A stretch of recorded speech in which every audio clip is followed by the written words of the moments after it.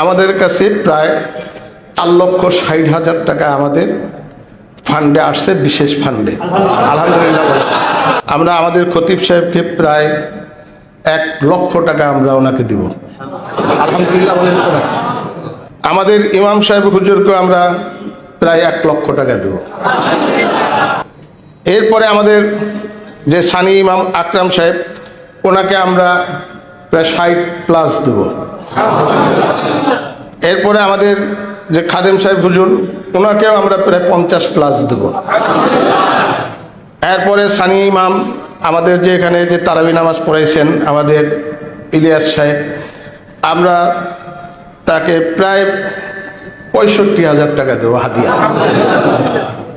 এরপরে নাজমুস সাকিব যে তারাবি পড়াইছে, আমরা তাকে 50+ দেব।